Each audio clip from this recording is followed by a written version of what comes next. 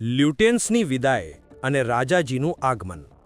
રાષ્ટ્રપતિ ભવનમાંથી ગુલામીના વધુ એક પ્રતીકને હટાવી ભારતીય સ્વાભિમાનની પુનઃસ્થાપના. દેશની રાજધાની દિલ્હીના આર્કિટેક્ટ ગણાતા એડવિન લ્યુટિયન્સની પ્રતિમાને હવે રાષ્ટ્રપતિ ભવનમાંથી હટાવી દેવામાં આવી છે.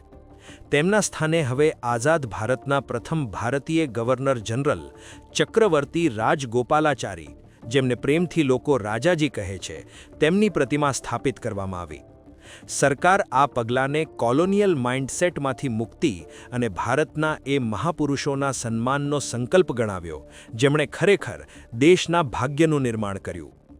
રાજકીય વર્તુળોમાં આ ફેરફારના ઘણા ઊંડા અર્થ કાઢવામાં આવી રહ્યા છે. લ્યુટિયન્સ દિલ્હી શબ્દ લાંબા સમયથી એક ખાસ વર્ગ અને અંગ્રેજી માનસિકતાનું પ્રતીક માનવામાં આવતો હતો, જેના પર ભાજપ અને પીએમ મોદી અવારનવાર પ્રહાર કરતા રહ્યા છે. તેઓના મત પ્રમાણે રાજાજી માત્ર એક મહાન સ્વતંત્રતા સેનાની જ નહીં, પણ ભારતીય સંસ્કૃતિના સાચા સંરક્ષક પણ હતા.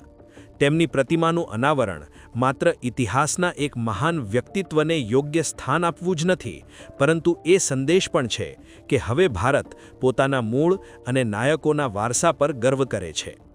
24 ફેબ્રુઆરીથી 1 માર્ચ સુધી ચાલનારો રાજાજી ઉત્સવ આ ગૌરવશાળી પ્રકરણને સમર્પિત છે. સરકારનું આ પગલું તમને કેવું લાગ્યું?